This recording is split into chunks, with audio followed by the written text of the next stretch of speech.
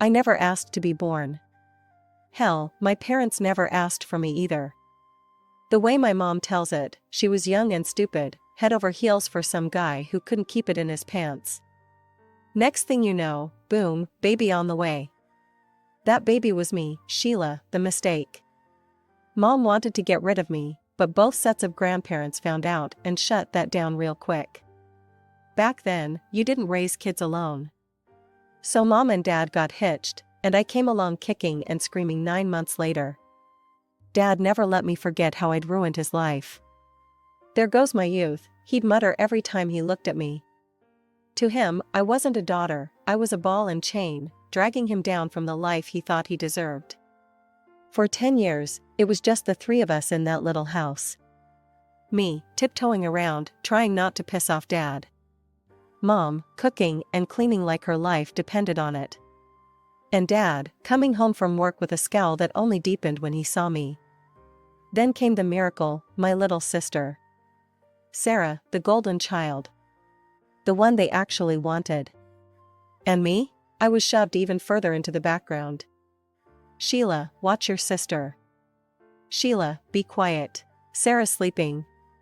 Sheila, why can't you be more like Sarah? It was Sarah this, Sarah that. She got new clothes, I got hand-me-downs. She got praise, I got scolded. She got love, I got used to disappointment. By the time I was 10, I was doing most of the housework. Scrubbing toilets, mopping floors, dusting shelves, you name it, I did it. Not that I got any thanks for it. It was just expected. But there was one chore I didn't mind, cooking. Something about mixing ingredients, creating flavors, it felt like magic. I remember the first time I made my special lasagna for a family gathering. Aunt Linda took a bite and her eyes lit up. Mary, this is incredible. When did you become such a master chef?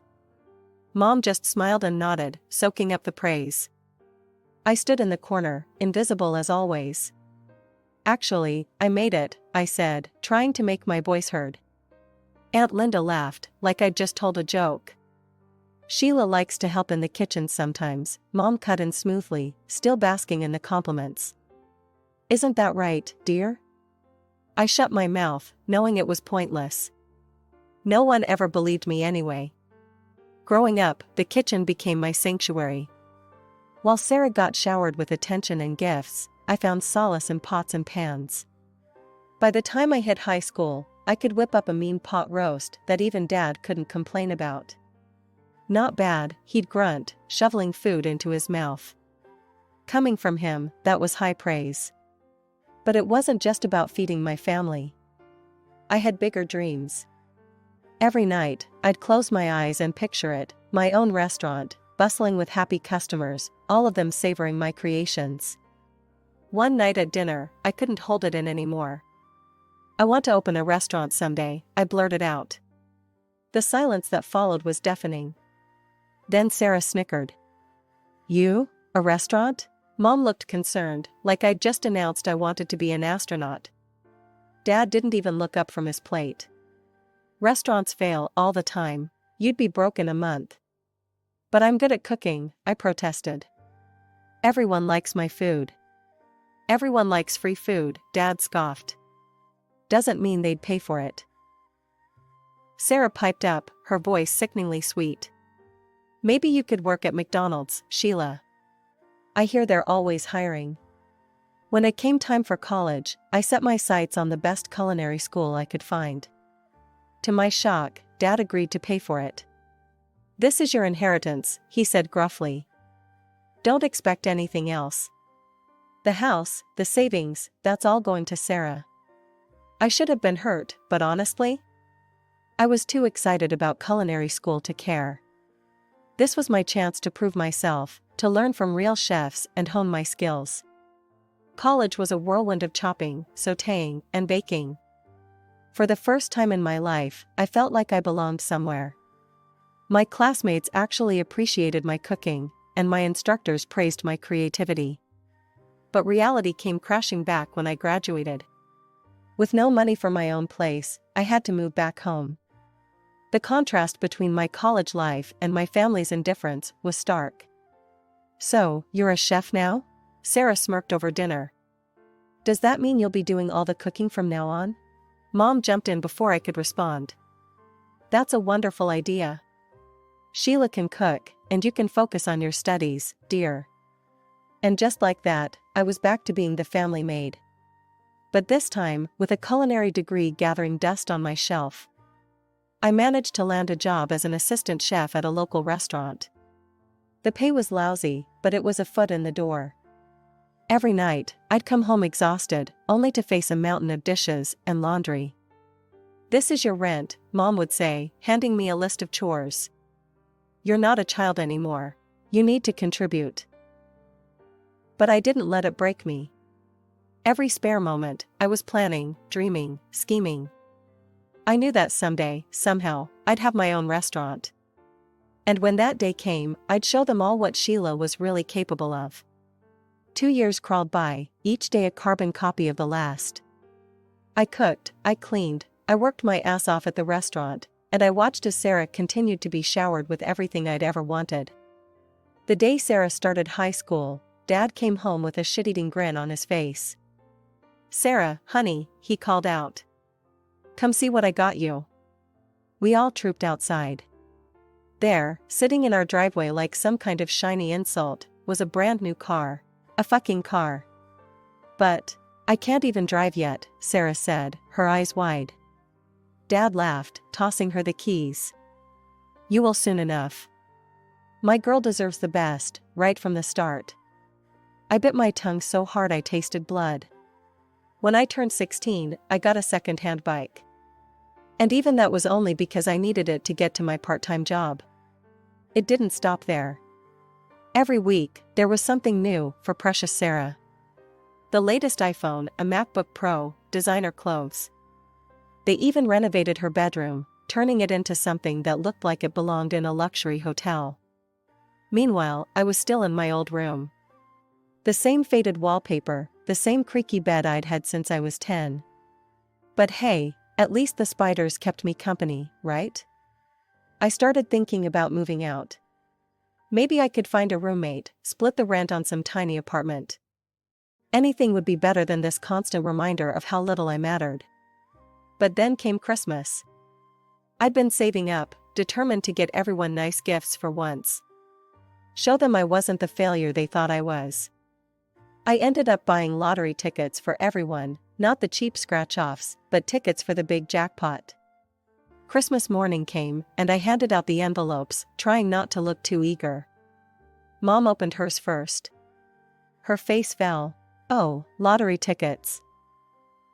Dad snorted. "What is this, a gas station gift?" Sarah didn't even bother opening hers.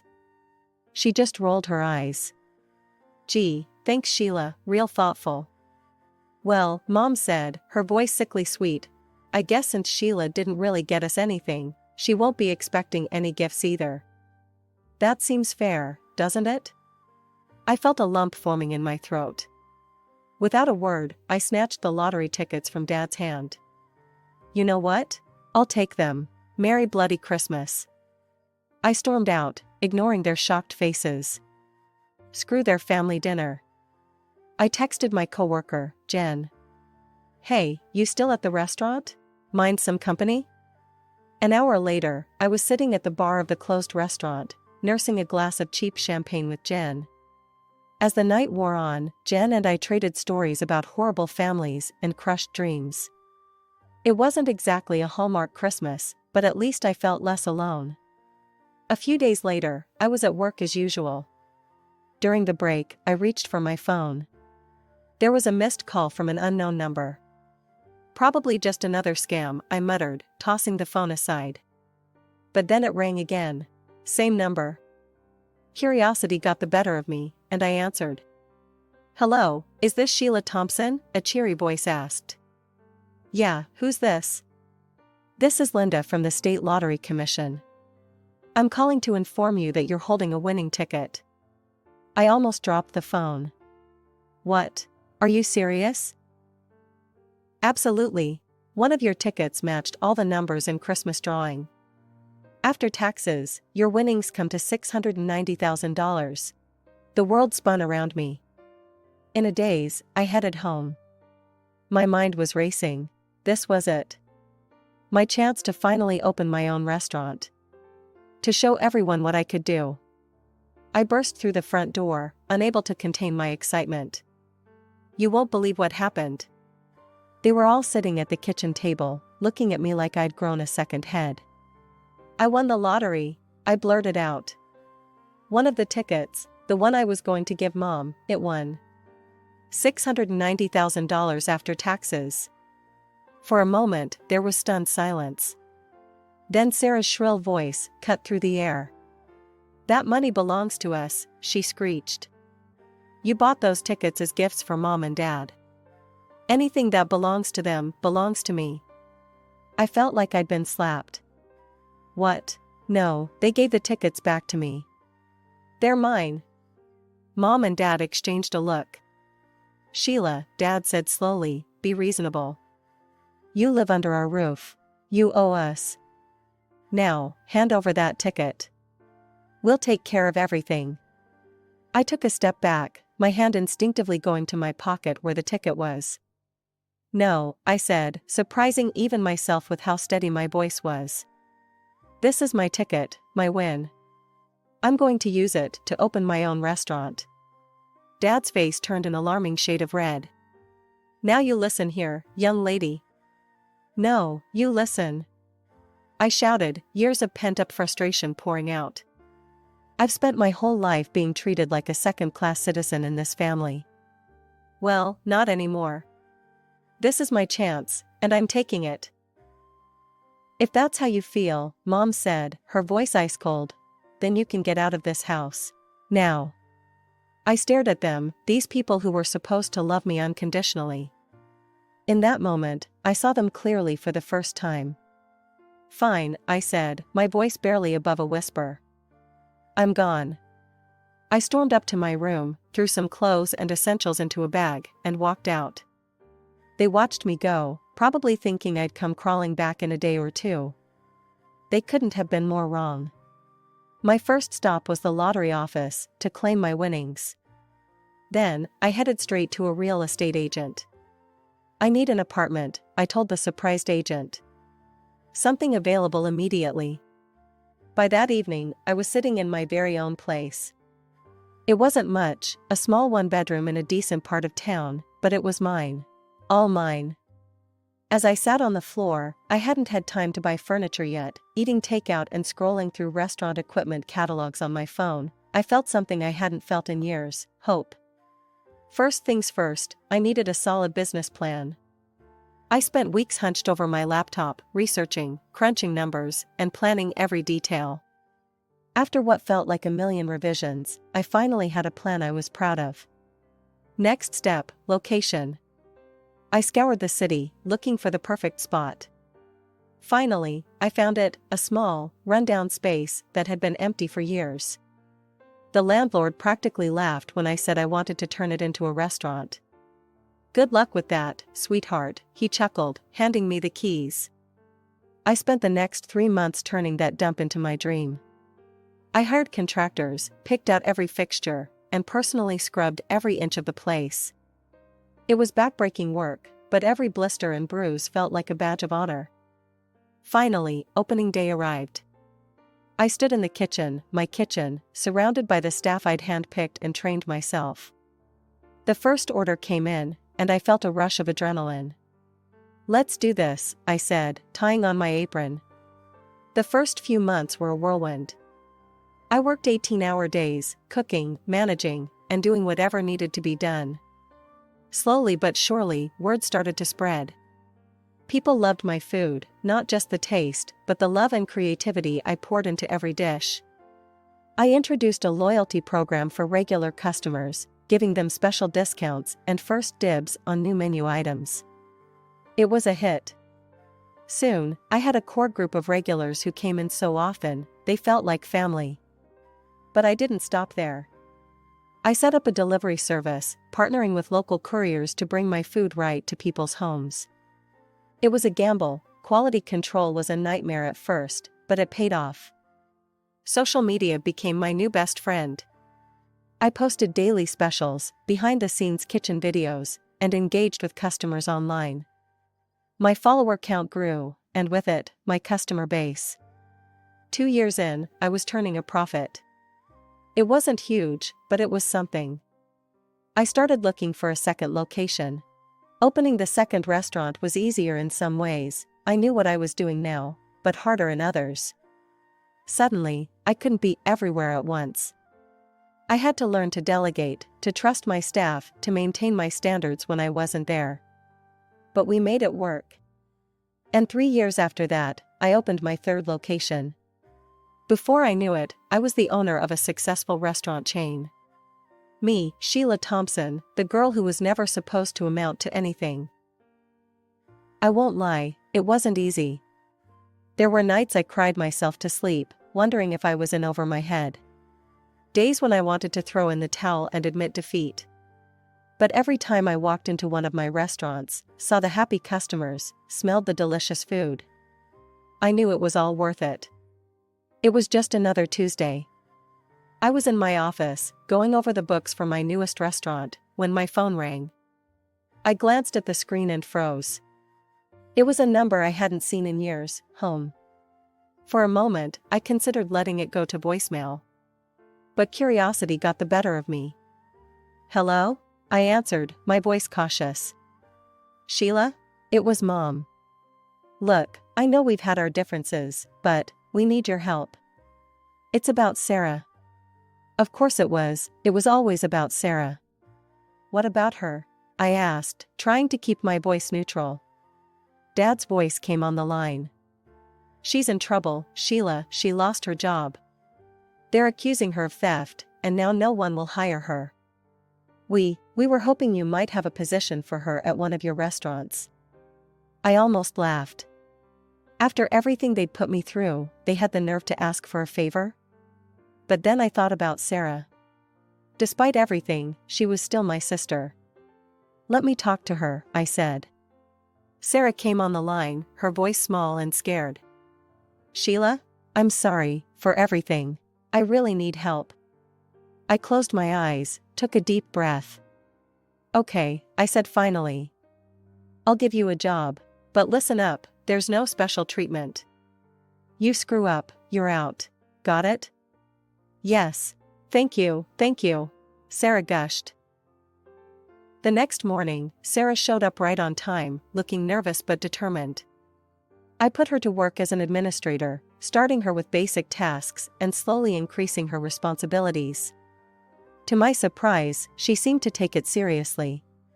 She was attentive during training, asked good questions, and didn't complain about the work. One night, as we were closing up, Sarah broke down. "I need to tell you the truth," she sobbed. "I didn't steal anything from my last job. My boss, he tried to force himself on me. When I refused, he fired me and spread rumors that I was a thief." I felt a surge of protective anger. "Why didn't you report him? Who would believe me over him?" Sarah wiped her eyes. "I was so scared, Sheila. I didn't know what to do." "I believe you," I said, pulling her into a hug. "And I'm going to help you, okay? We'll figure this out together." Over the next few weeks, I threw myself into teaching Sarah everything I knew about running a restaurant. She soaked it all up like a sponge, eager to learn and prove herself. As I watched her confidently handle a rush of customers, I felt a mix of pride and unease. Sarah was proving to be a quick study and a hard worker. But a nagging voice in the back of my head warned me not to let my guard down completely. At first, everything seemed perfect. Sarah threw herself into her work with an enthusiasm I'd never seen from her before. She was always the first to arrive and the last to leave, taking on extra shifts and volunteering for the toughest tasks. But then, whispers started reaching my ears. At first, I dismissed them as petty workplace gossip. But as the days went by, the whispers grew louder, more insistent. Boss, Marco, my head chef, pulled me aside one day. "I think you need to know something. Your sister, she's been saying things. Stirring up trouble." I felt a chill run down my spine. What kind of things? Marco looked uncomfortable. She's been telling people that we're underpaid, that you're hoarding all the profits for yourself. She's even suggested we should go on strike. I couldn't believe what I was hearing. That's ridiculous. You all know how tight our margins are. I've always been transparent about the finances. We know, boss, Marco assured me. None of us are buying it. But, there's more.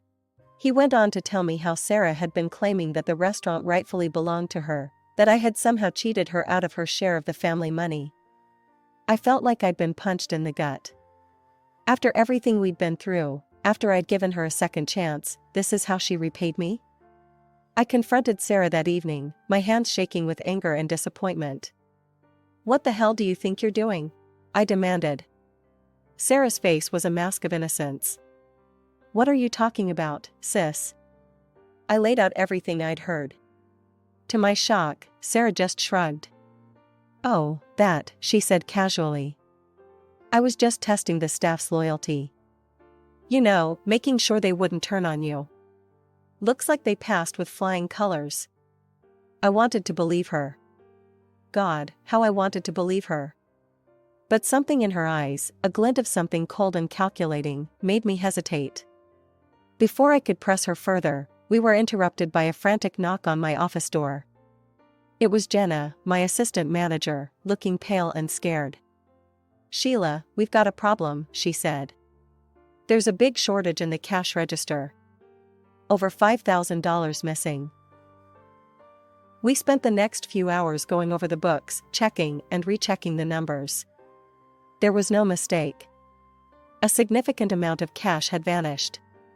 Only 3 people had access to that register, Jenna, Marco, and Sarah. I'd known Jenna and Marco for years.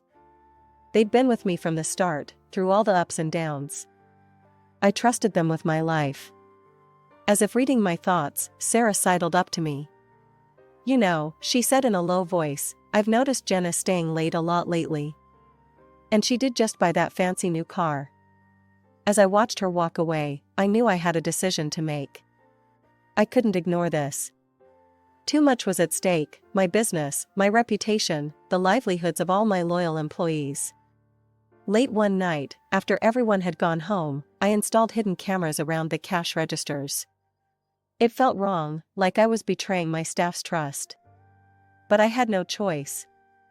For days, I watched hours of mundane footage, my eyes burning from staring at the screen. And then, on the 4th night, I saw it. Sarah, moving quickly and furtively, opened the register. Her hands darted in and out, stuffing wads of cash into her pockets. My heart sank. I didn't confront her, I couldn't. Instead, I called the police. The next day, as Sarah was finishing her shift, 2 officers walked in. The look on her face when she saw them, shock, then anger, told me everything I needed to know. She thrashed around, knocking over tables and sending dishes crashing to the floor. I deserve this money. I should be rich, not you. You stole my life. As the police led her away, I felt nothing. No sadness, no regret. Just a hollow emptiness where my love for my sister used to be. The next day, my parents stormed into the restaurant. Mom was crying, Dad's face was beet red with anger. How dare you? Dad roared. Your own sister, drop the charges now. I stood my ground. No, she stole from me. She needs to face the consequences. I pulled out my phone, showing them the footage of Sarah stealing. Look, I said. This is what your precious Sarah did. She's a thief. They watched, their faces pale. But instead of understanding, their expressions hardened. You set her up, Dad accused. You've always been jealous of her. I couldn't believe what I was hearing. Jealous? Are you kidding me? You gave me scraps and expected me to be grateful. Well, I'm done. Sarah made her choices. Now she has to live with them. They ranted and raved, alternating between threats and pleas. But I stood firm. Get out, I finally said. Get out of my restaurant, get out of my life. If you don't leave now, I'm calling the police. They left, but not before Dad spat out. You'll regret this, Sheila. Mark my words. The trial was a nightmare. Sarah's tearful performance on the stand almost had me doubting myself. But then came the surprise witness, her former boss. He testified about Sarah's behavior at her last job. How she'd aggressively pursued him, threatening to cry sexual harassment when he rejected her advances. How she'd stolen money from the company in retaliation.